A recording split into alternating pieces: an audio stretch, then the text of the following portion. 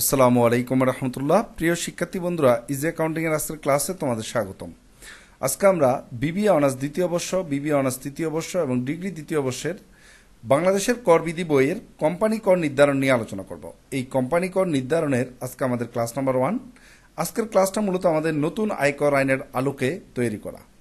তো তোমরা শুরু থেকে শেষ পর্যন্ত যদি মনোযোগ দিয়ে এই ক্লাসটি দেখো তাহলে অনেক কিছুই শিখতে পারবে ইনশাল্লাহ।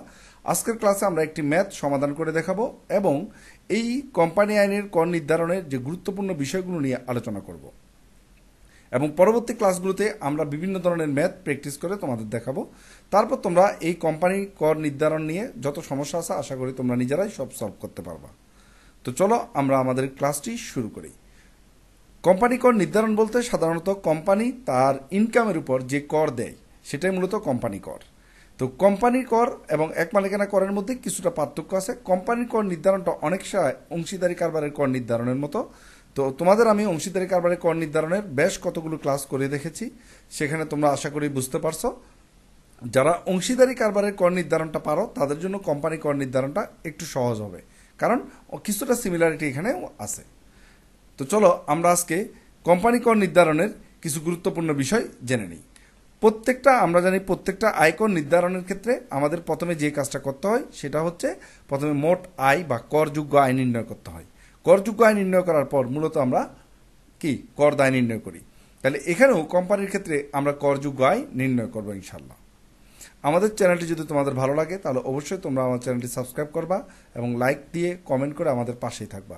সাথে আমাদের ফেসবুক পেজ ইজি অ্যাকাউন্টিংয়ে লাইক দিয়ে আমাদের ফলো করে আমাদের সাথেই থাকবা এবং আমাদেরকে সাপোর্ট করবা, এটাই তোমাদের কাছে আমাদের প্রত্যাশা। তো চলো আর কথা না বাড়িয়ে আমরা কোম্পানির মোট আয় নির্ণয়ের জন্য যে বিষয়গুলো আমাদের জানা দরকার সেগুলো আমরা জেনে আসি। তো প্রথমে কোম্পানি কর নির্ধারণের ক্ষেত্রে আমাদের কি দেওয়া থাকবে কোয়েশ্চেনে? আমাদের সাধারণত কোয়েশ্চেনে একটা লাভ লোকসান হিসাব দেওয়া থাকে। সেই লাভ লোকসান হিসাবে একটা নিট আয় বের করে দেওয়া থাকে, যেটা তোমরা অংশীদারি কারবারে অনেকটা দেখেছো। তো নিট আয় যেটা দেওয়া থাকে সেই নিট আয়টাকে প্রথমে মডিফাই করে আমরা করযোগ্য আয়ে রূপান্তর করতে হবে। এখন কথা হচ্ছে যে নিট আয় দেওয়া আছে সেই নিট আয়ের সাথে করযোগ্য আয়ের পার্থক্যটা কি? নিট আয়টা তো আমার কোম্পানির নিয়ম অনুযায়ী বা আমার অ্যাকাউন্টের সিস্টেম অনুযায়ী আমরা তৈরি করেছি, কিন্তু আমাদের কাছে যেসব ব্যয় হিসাবে আমরা বিবেচনা করেছি আমাদের কোম্পানিতে, সেই সব ব্যয় কিন্তু সরকারের হিসাবে ব্যয় হিসাবে চিহ্নিত করা হয় না।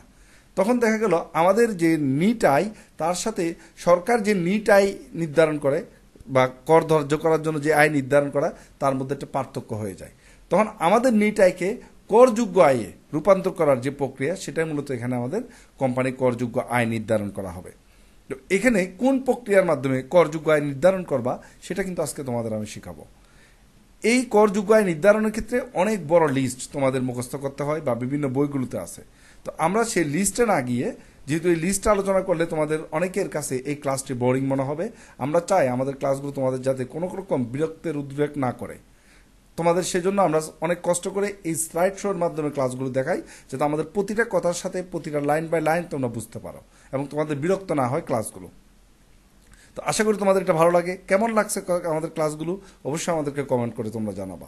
এখন দেখো, তো আমরা আজকে যেটা আলোচনা করব, কোনো চার্ট তোমাদের মুখস্থ করাবো না, আমরা শুধুমাত্র একটা বেসিক কনসেপ্ট তোমাদের শেয়ার করব। এই বেসিক কনসেপ্টের আলোকে তোমরা যখন ম্যাথ প্র্যাকটিস করতে যাবা, কয়েকটা ম্যাথ প্র্যাকটিস করলে অটোমেটিকলি তোমরা বুঝতে পারবা যে কোনগুলো আসলে এখানে কোন জায়গায় বসবে, এই আইটেমগুলো এগুলো সহজে বুঝতে পারবা। তো চলো আমরা প্রথমে দেখে আসি কোন ফরম্যাটে আমরা মোট আয় নির্ণয় করব। প্রথমে আমরা নিট লাভটা লিখবো। এই নিট লাভটা কোথায় পাবা? আমাদের যে লাভ লোকসান হিসাব দেওয়া থাকবে সেই লাভ লোকসান হিসাবে একটা নিট লাভ বের করা থাকবে, সেই লাভটাই এখানে তোমরা বসাইবা। এই জায়গায় আমরা লিখতে পারি যে লাভ লোকসান হিসাব অনুযায়ী নিট লাভ এত টাকা। এই নিট লাভের সাথে অনুমোদনযোগ্য খরচগুলো যোগ করতে হবে।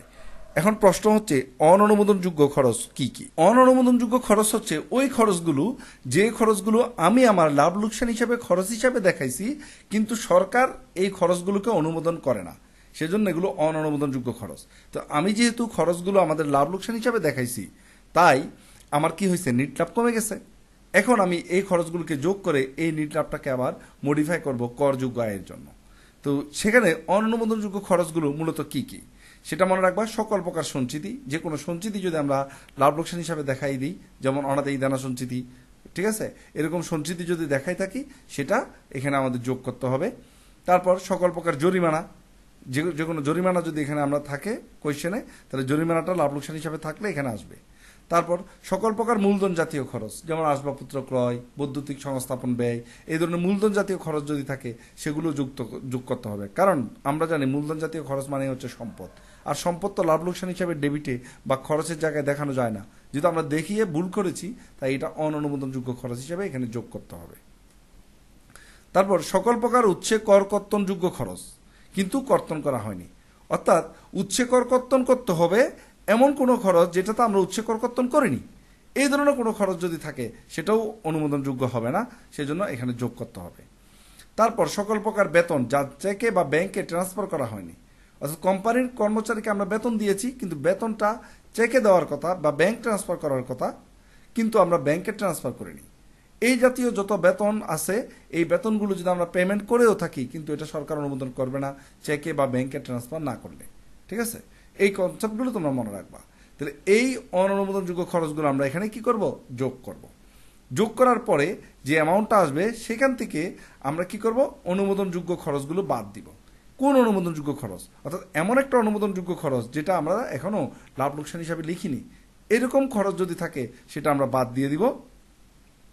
এবং সেখান থেকে আবার বাদ দিব আমরা অকারবারি আয়। এখন প্রশ্ন হচ্ছে অকারবারি আয় কি?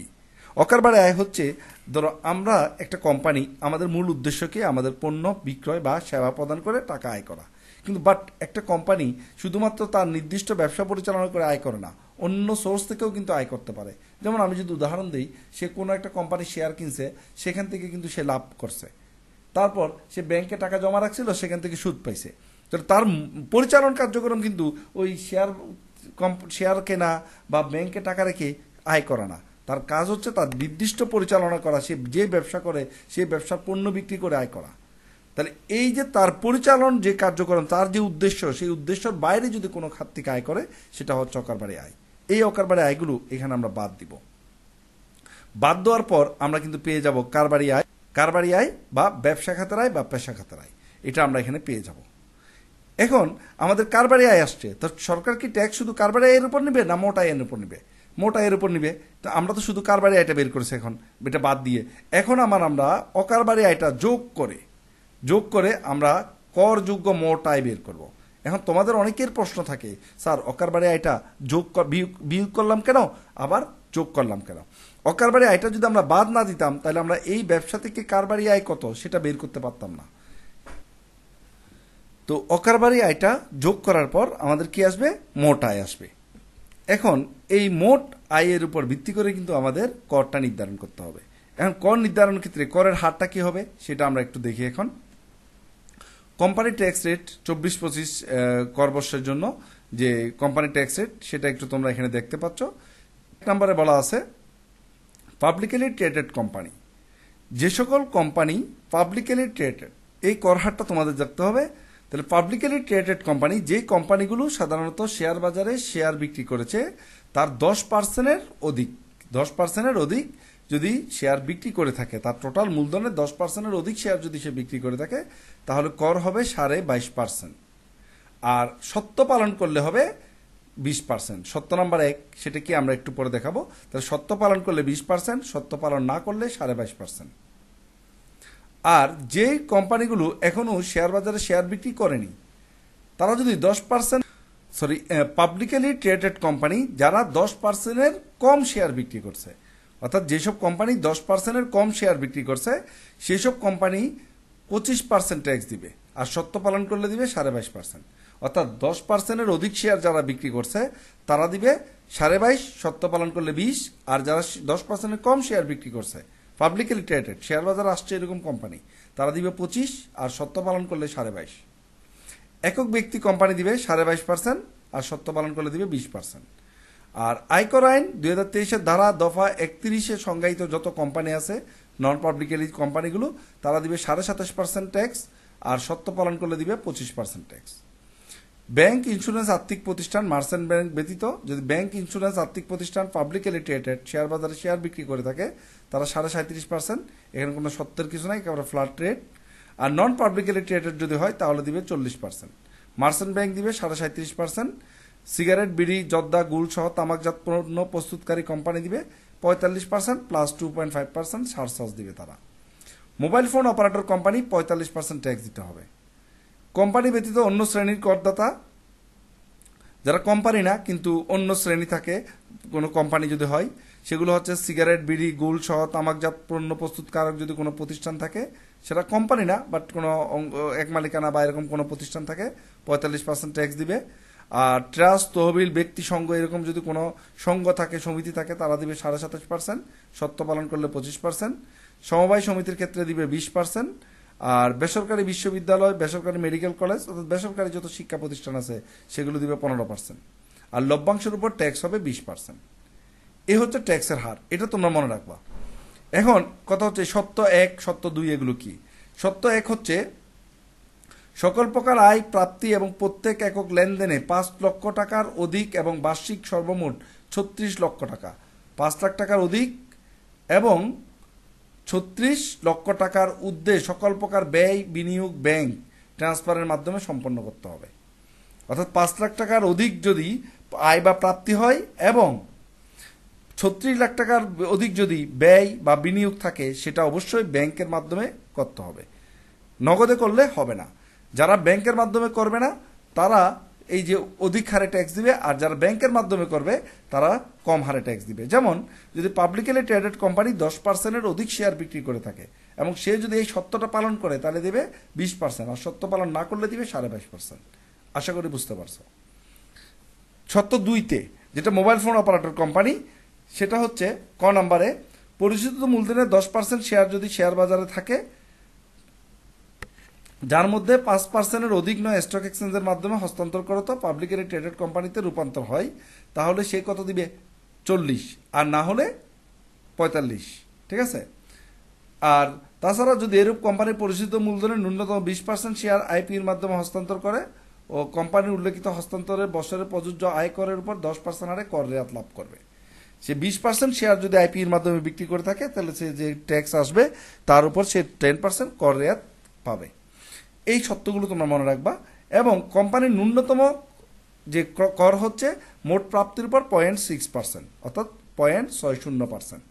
কোম্পানি যত টাকা মোট প্রাপ্তি অর্থ থাকবে তার উপর 0.6%।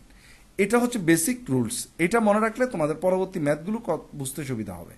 তো এখন আমি তোমাদেরকে একটা ম্যাথ সমাধান করে দেখাবো যে কিভাবে এই ম্যাথগুলো করে, পরীক্ষায় আসে, এবং খুবই গুরুত্বপূর্ণ একটা ম্যাথ, যে ম্যাথটা প্রায় সময় আসতে দেখা যায়। তো চলো আমরা সেই ম্যাথটি সলভ করি। তো আমরা এখানে একটা প্রশ্ন দেখতে পাচ্ছি যেটা 19 সালে আসছিল। সোনার বাংলা কোম্পানি লিমিটেড তার পরিচিত মূলধনের 20% আইপির মাধ্যমে হস্তান্তর করে। তার মানে সে পাবলিকলি ট্রেডেড কোম্পানি এবং 10%-এর বেশি শেয়ার সে বিক্রি করছে। 24 সালের 30 জুন সমাপ্ত বছরে তার আয় ব্যয় নিম্নরূপ ছিল, আয় বিবরণী নিম্নরূপ ছিল। এখানে তার মোট লাভ ছিল 8,50,000 টাকা, শেয়ার অধিহার ছিল লভ্যাংশ, আসবাবপত্র বিক্রয়ের মুনাফা ছিল 9,000 টাকা, বাট্টা প্রাপ্তি, করমুক্ত সরকারি সিকিউরিটির সুদ ছিল 58,000 টাকা, অন্যান্য আয় ছিল 35,000 টাকা, এবং ব্যয় ছিল বেতন, সাধারণ খরচ, অফিস ভাড়া, দান, জরিমানা, অনাদায়ী দানা, আয়কর প্রদান, বিজ্ঞাপন, বীমা প্রিমিয়াম, নিরীক্ষা ফি, অবচয়, এবং এগুলো বাদ দেওয়ার পর তার নিট আয় আসছে 3,97,000 টাকা। এই হচ্ছে আমাদের টোটাল আয় বিবরণী দেওয়া আছে। নিচে কিছু তথ্যাবলী দেওয়া আছে, এগুলো গুরুত্বপূর্ণ আমাদের অঙ্কটা করার জন্য। এখানে বলছে বিজ্ঞাপন ব্যয় 5 বছরের জন্য প্রদত্ত হয়েছে। অর্থাৎ আমরা যে এখানে একটা বিজ্ঞাপন দেখতে পাচ্ছি 32,000 টাকা, এই 32,000 টাকার বিজ্ঞাপনটা 5 বছরের জন্য পরিশোধ করা হয়েছে। তার মানে 1 বছরেরটা হচ্ছে খরচ, আর বাকি 4 বছর এটা হচ্ছে বিলম্বিত বিজ্ঞাপন। তাহলে আমরা জানি বিলম্বিত বিজ্ঞাপন একটি সম্পদ বা মূলধন জাতীয় ব্যয়। তো আমরা মূলধন জাতীয় ব্যয় তো অনুমোদনযোগ্য না। তার মানে এই বিজ্ঞাপনের 5 ভাগের 1 ভাগ হচ্ছে অনুমোদনযোগ্য আর 4 ভাগ হচ্ছে অননুমোদনযোগ্য। এটা মনে রাখবা। অনুমোদিত অবচয় আয়কর আইন মোতাবেক 30,000 টাকা। আমাদের গভর্নমেন্টের ল অনুযায়ী অনুমোদিত অবচয় হচ্ছে 30,000, কিন্তু আমরা অবচয় দেখাইছি কত? 50,000। তার মানে 20,000 বেশি দেখাইছি, সেটা অনুমোদনযোগ্য না। সাধারণ খরচের মধ্যে 30,000 টাকা প্রাথমিক ব্যয় অন্তর্ভুক্ত আছে। আমরা জানি প্রাথমিক ব্যয় একটা সম্পদ বা মূলধন জাতীয় ব্যয়। তো মূলধন জাতীয় ব্যয় তো সাধারণ খরচের মধ্যে দেখাতে পারি না, তাহলে এখানেও একটা ভুল করছি আমরা, এই 30,000 টাকা দেখায়া। তাহলে এই 30,000 টাকাও কে হবে আমাদের অনুমোদনযোগ্য বা অননুমোদনযোগ্য ব্যয় হিসেবে দেখাতে হবে। বেতনের মধ্যে অননুমোদিত প্রভিডেন্ট ফান্ডে অনুদান 32,000 টাকা অন্তর্ভুক্ত আছে। বেতনের মধ্যে অনুমোদিত প্রভিডেন্ট ফান্ডে যদি দান সেটা অন্তর্ভুক্ত থাকে কোনো সমস্যা নাই, কিন্তু প্রভিডেন্ট ফান্ড যদি অননুমোদিত হয় তাহলে এটা কি অননুমোদনযোগ্য ব্যয় হিসাবে ধরতে হবে। যেমন আমরা জানি ব্যবসা কি, ব্যবসা তো বৈধ, তাই না? কিন্তু কেউ যদি ধর অস্ত্রের ব্যবসা করে, মদের ব্যবসা করে লাইসেন্সবিহীন, তাহলে কিন্তু সেটাও ব্যবসা, কিন্তু সেই ব্যবসাটা কি অবৈধ। ঠিক সেম বেতন থেকে অনুমোদিত প্রভিডেন্ট ফান্ডের অনুদান সেটা বেতনের মধ্যে থাকবে, কোনো সমস্যা নাই, কিন্তু যখন এটা অননুমোদিত প্রভিডেন্ট ফান্ড হয় তখন এটা অননুমোদিত ব্যয় হিসাবে ট্রিট করতে হবে। এবার বলছে প্রয়োজনীয় সোনার বাংলা কোম্পানি লিমিটেডের মোট আয় ও কর দায় নির্ণয় করা। মোট আয় এবং কর দায় নির্ণয় করতে হবে আমাদের সোনার বাংলা কোম্পানি লিমিটেডের জন্য। তাহলে আমাদের প্রথমে কি করতে হবে? আমাদের প্রথমে করযোগ্য আয় নির্ণয় করতে হবে। এখন চলে আসো আমরা করযোগ্য আয় নির্ণয় করার জন্য কি প্রক্রিয়া ফলো করি, এটা ভালো করে দেখবা, তাহলে তোমরা বুঝতে পারবা খুব সহজেই। আমরা তোমাদের বোঝানোর জন্য খুব সুন্দর করে স্লাইড করে দেখাই, যাতে প্রত্যেকটা লাইন বাই লাইন তোমরা মনোযোগ দিয়ে দেখতে পারো এবং তোমাদের ক্লাসগুলো বিরক্ত না লাগে। তাহলে আমরা একটা ছক কাটবো, সোনার বাংলা লিমিটেড। এখানে আমাদের যেহেতু 24 সালের 30শে জুন সমাপ্ত আয় বছরের আয় দেওয়া আছে, তাহলে আমাদের আয় বর্ষ হচ্ছে 23-24, আর আমাদের কর বর্ষ হবে 24-25। তাহলে মোট আয় নির্ণয় এখানে আমরা বের করবো। মোট আয় নির্ণয়ের জন্য আমাদের এখানে বিবরণ টাকা টাকা, বা তোমরা লিখতে পারো করযোগ্য আয় নির্ণয়। এখন প্রথমেই আমাদের যে কাজটা করতে হবে, এখানে যে নিট আয়টা দেওয়া থাকবে সেই নিট আয়টা আমরা লিখে নেব 3,97,000 টাকা। আমরা লিখছি আয় বিবরণী অনুযায়ী নিট লাভ 3,97,000 টাকা। এবার এটার সাথে আমরা যোগ করব অননুমোদনযোগ্য ব্যয়গুলো। এখন অননুমোদনযোগ্য ব্যয়গুলো কি কি, আগে আমরা এখানে যেই ব্যয়গুলো দেখাইছি সেখান থেকে লিখে নিই। এখানে অননুমোদনযোগ্য ব্যয়গুলো হচ্ছে দান। দান হচ্ছে অননুমোদনযোগ্য ব্যয়, কারণ এখানে দানের কোনো ভিত্তি নাই। কিছু কিছু প্রতিষ্ঠানে দান করলে সেটা অনুমোদনযোগ্য হয়, বাট সেটা খুব কম, কিন্তু সাধারণ যদি দান থাকে সেটা অননুমোদনযোগ্য হবে। তারপর জরিমানা, তোমাদের বলছি জরিমানা এটা অননুমোদনযোগ্য। অনাদায়ী দান এটা অনুমোদনযোগ্য। আয়কর প্রদান এটা অননুমোদনযোগ্য। আয়কর প্রদান অনুমোদনযোগ্য, কারণ আমরা যে আয়করটা প্রদান করি সেটা তো এই বছরের লাভের আয়করটা আমরা আগামী বছর দিব। তার মানে এই বছর যে আয়করটা দিয়েছি আমরা সেটা হচ্ছে গত বছরের আয়কর, তো গত বছরের খরচ তো এই বছরের আয় হিসাবে দেখানো যাবে না, সেজন্য আয়করটাও অননুমোদনযোগ্য। বিজ্ঞাপন অনুমোদনযোগ্য, বীমা প্রিমিয়াম, নিরীক্ষা ফি, অবচয়, এগুলো সব অনুমোদনযোগ্য, আমরা এই পর্যন্ত জানি। তাহলে আমরা এখানে লিখলাম দান 23,000 টাকা, জরিমানা 12,000 টাকা, আয়কর প্রদান 38,000 টাকা। এই তিনটা আমরা অননুমোদনযোগ্য হিসেবে এখানে যোগ করলাম। এবার আমরা সমন্বয় থেকে যাব। বিজ্ঞাপন 5 বছরের জন্য প্রদত্ত হয়েছে, তাহলে 1 বছরেরটা খরচ, 4 বছরেরটা অগ্রিম, আর অগ্রিম যত কিছু আছে সবগুলোই তো সম্পদ, সম্পদ তো খরচে দেখানো যাবে না। সো এখানে 5/4 বিজ্ঞাপন অননুমোদনযোগ্য হিসাবে দেখাতে হবে। তাহলে বিজ্ঞাপন 32,000 টাকার 5/4 করলে আমরা এখানে পেয়ে যাই 25,600 টাকা। এটা অননুমোদনযোগ্য হিসাবে দেখা দিতে হবে। তোমরা চাইলে এখানে বিলম্বিত বিজ্ঞাপনও লিখতে পারো। অনুমোদিত অবচয় ছিল 30,000 টাকা, কিন্তু আমাদের অঙ্কে আমরা দেখাইছি কত 50,000, বেশি দেখাইছি কত 20,000, ওই 20,000ও অননুমোদনযোগ্য অবচয়। তাহলে অননুমোদনযোগ্য খরচে এই 20,000 টাকা দেখা দিতে হবে। সাধারণ খরচের মধ্যে 30,000 টাকা প্রাথমিক খরচ বা প্রাথমিক ব্যয় অন্তর্ভুক্ত আছে। তাহলে সাধারণ খরচ কিন্তু বৈধ বা অনুমোদনযোগ্য, কিন্তু এর মধ্যে 30,000 টাকা যে প্রাথমিক ব্যয়, এই প্রাথমিক ব্যয়টা অননুমোদনযোগ্য। তাহলে এখানে আমরা লিখব প্রাথমিক ব্যয় অননুমোদনযোগ্য 30,000 টাকা। বেতনের মধ্যে অননুমোদিত প্রভিডেন্ট ফান্ডে দান হচ্ছে 32,000 টাকা। এই 32,000 টাকা আমরা কি করব অননুমোদনযোগ্য হিসাবে দেখা দিতে হবে, যেহেতু প্রভিডেন্ট ফান্ডটা অননুমোদিত প্রভিডেন্ট ফান্ড। তাহলে এখানেও আমরা অননুমোদিত প্রভিডেন্ট ফান্ড দেখালাম 32,000 টাকা। তাহলে আমাদের এখানে সব অননুমোদনযোগ্য ব্যয়গুলো আমরা দেখাই ফেলছি। এবার আমরা যোগ করে দিব। যোগ করার পর আমাদের এখানে এই যে 3,97,000 টাকার সাথে যদি 1,80,600 টাকা আমরা যোগ করে দিই, তাহলে আমরা পাই 5,77,600 টাকা। এই 5,77,600 টাকা থেকে আমরা এখন বাদ দিব অব্যবসায়িক আয় বা অকারবারি আয়। এখন অকারবারি আয়গুলো কি কি? একটা ব্যবসায় তার পরিচালনা আয়ের বাইরে যেগুলো আয় করে, যেমন শেয়ার অধিহার, সেটা তো কোম্পানি ব্যবসা করে পায় নাই, মূলধন বিক্রি করতে গিয়ে পাইছে, ঠিক আছে? তাহলে এটা হচ্ছে একটা দায়। এই দায়টাকে সে আয়ের মধ্যে কি করছে অন্তর্ভুক্ত করছে, সেজন্য অব্যবসায়িক আয় হিসেবে এটাকে বাদ দিতে হবে। লভ্যাংশ এটাও একটা অব্যবসায়ী আয়, কারণ শেয়ার কোম্পানি তার লভ্যাংশ না, এটা অন্য কোম্পানিতে বিনিয়োগ করে সেখান থেকে লভ্যাংশ পাইছে। তারপর আসবাবপত্র বিক্রয়ের মুনাফা, এটাও অকারবারি আয় বা অব্যবসায়িক আয়। বাট্টা প্রাপ্তি, এটা ব্যবসায়িক আয়। করমুক্ত সরকারি লগ্নিপত্রের সুদ, এটাও ব্যবসায়িক আয়। আরেকটা আছে অন্যান্য আয়, এটা কারবারি না অকারবারি আমরা ক্লিয়ার না, তাহলে আমরা ধরে নিব এটা একটা কারবারি আয়, অন্যান্য কোনো ইয়া থেকে পাইছে, তো এটাও একটা কারবারি আয় ধরে নিয়ে আমরা এখন যেই 4টা অকারবারি আয় আছে এই অকারবারি আয়গুলো বাদ দিব। শেয়ার অধিহার 40,000, লভ্যাংশ 62,000, আসবাবপত্র বিক্রয়ের মুনাফা 9,000 টাকা। এখন আসবাবপত্র বিক্রয়ের মুনাফাটা আমরা এখানে দেখাবো না, কেন দেখাবো না সেটার একটা ব্যাখ্যা আমি তোমাদের দিচ্ছি। আসবাবপত্র বিক্রয়ের মুনাফাটা দুই প্রকার হয়, একটা হচ্ছে মূলধনী আয়, একটা হচ্ছে মুনাফা জাতীয় আয়। এখন কথা হলো স্যার এটা কিভাবে বুঝবো? তোমাদের যে মূলধনী লাভ খাতের আয়ের অঙ্কে আমরা করাইছিলাম মনে আছে? যারা আমাদের মূলধনী লাভ খাতের আয় করেছ সেখানে তোমরা দেখবা যে কোনো সম্পদ বিক্রি করলে দুই ধরনের আয় হয়, একটা হচ্ছে মুনাফা জাতীয়, একটা মূলধন জাতীয়। যেটা মুনাফা জাতীয় আয় সেটা হচ্ছে ব্যবসা খাতের আয়, যেটা মূলধন জাতীয় আয় সেটা হচ্ছে মূলধনী লাভ খাতের আয়। তো আসবাবপত্রের মুনাফা এটা কি মূলধনী না মুনাফা জাতীয় এটা কিন্তু বলা নাই। তো সেই জন্য আমরা এই অঙ্কে এই আসবাবপত্র বিক্রয়ের মুনাফাটাকে আমরা মূলধনী লাভ, মুনাফা জাতীয় লাভ ধরে নিছি। যেহেতু আমরা মুনাফা জাতীয় লাভ ধরে নিছি তার মানে এটা ব্যবসায়িক আয়, সেই জন্য এটা অব্যবসায়ী আয়ের মধ্যে আমরা লিখি নাই। আমরা এরকম একটা অঙ্ক আবার তোমাদের করে দেখাবো আসবাবপত্রের বিক্রয়ের মুনাফাটাকে মূলধনী লাভ ধরে। তখন তোমরা ব্যাপারটা ক্লিয়ার বুঝতে পারবে একেবারে। বিভিন্ন ম্যাথ যখন তোমরা প্র্যাকটিস করবা তখন তোমাদের পরের ক্লাসগুলোতে আমি এটা ক্লিয়ার করে দিব। তার মানে আবারও বলি, এখানে কেন আমরা আসবাবপত্রের বিক্রয়ের মুনাফাটা আনলাম না? কারণ এটাকে আমরা অকারবারে আয় হিসাবে ধরেছি তাই। যদি কারবারে আয় হিসাবে ধরেছি তাই। যদি অকারবারে আয় ধরতাম তাহলে আমরা এখানে নিয়ে আসতাম। তার মানে এই আসবাবপত্র বিক্রয়ের মুনাফাটাকে আমরা মুনাফা জাতীয় আয় হিসাবে ধরেছি, সেজন্য আমরা এখানে লিখলাম না। এখন এখানে আমাদের অব্যবসায়িক আয়গুলো যখন আমরা বাদ দিব তাহলে আমরা পেয়ে যাব ব্যবসা হতে আয় বা কারবার হতে আয়। এটার সাথে আমরা 5,77,600 থেকে যদি 1,60,000 বাদ দিই তাহলে আমরা পেয়ে যাই 4,17,600 টাকা।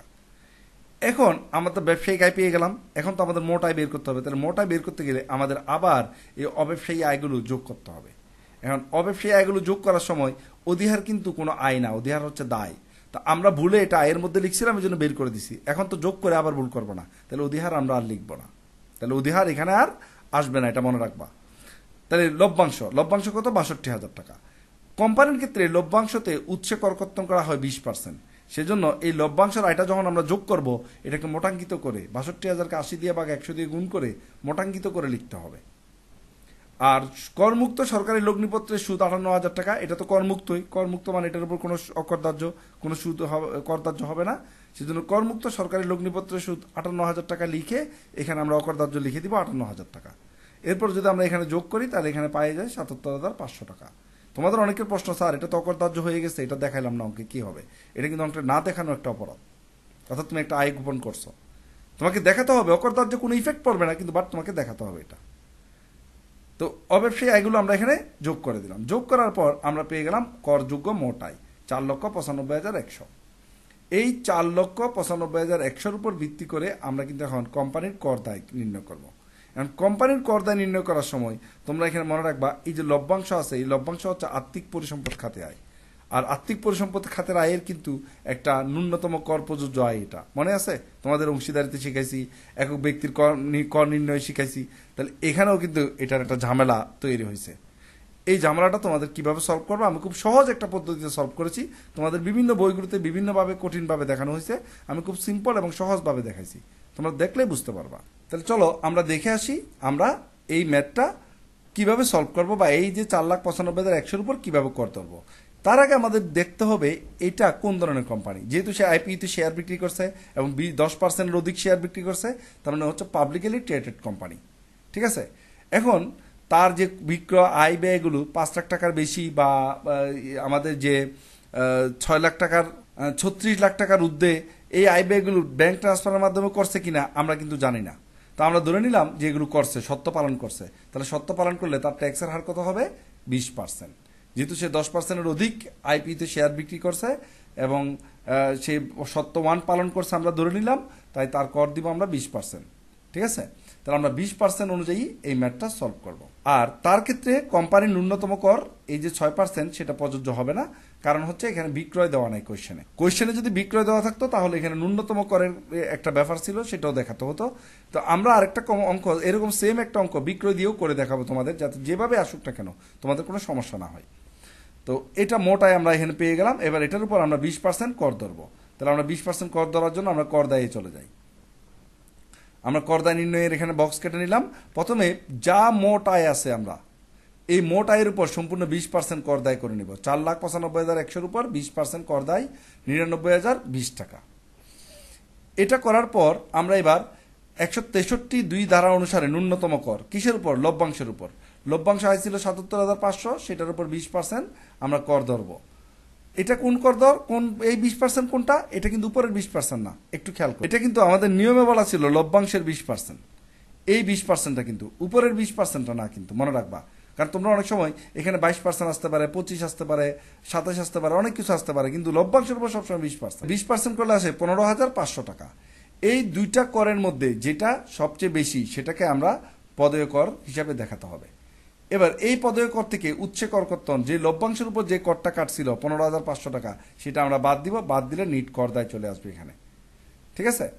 আরেকটা অঙ্কে আমরা তোমাদের এই ম্যাটটার মধ্যে ন্যূনতম কর থাকলে, বিক্রয় থাকলে কিভাবে করতে হবে, এবং আসবাবপত্র বিক্রয়জনিত লাভটাকে যদি মূলধন জাতীয় ধরি তাহলে কিভাবে করতে হবে, এই জিনিসগুলো আমরা দেখাবো। এরপর আমরা এখানে কিছু নোট লিখে দিব। এক, বিলম্বিত বিজ্ঞাপন ব্যয় মূলধন জাতীয় বিদায় অনুমোদনযোগ্য নয়, এগুলো লিখবো। অননুমোদিত ভবিষ্যৎ তহবিলের দান অনুমোদনযোগ্য নয়। বর্তমানে সুনির্দিষ্ট খাত ছাড়া দান অনুমোদনযোগ্য নয়। সরকারি নিয়ম ভঙ্গের জন্য জরিমানা প্রদান করা হয়েছে মনে করে অনুমোদনযোগ্য নয়। তারপর কোম্পানির প্রাপ্ত লভ্যাংশ 20% উচ্চ কর কর্তন করা হয়, ওই যে দেখালাম তোমাদের, সেটা লিখে দিবা। তারপর আসবাবপত্র বিক্রয়জনিত লাভকে কারবারি আয় ধরা হয়েছে, এটাও লিখে দিতে হবে। যেহেতু আমরা কারবারি আয় ধরেছি, চাই এখানে আমরা কর দায়ের মধ্যে দেখা নেই, ঠিক আছে। এইভাবে তোমরা ম্যাথটা সলভ করতে পারবা। তো আমাদের ক্লাসটি কেমন লাগলো অবশ্যই আমাদেরকে কমেন্ট বক্সে জানাবা, এবং আমাদের ফেসবুক পেজে লাইক দিয়ে আমাদের সাথে থাকবা আশা করি।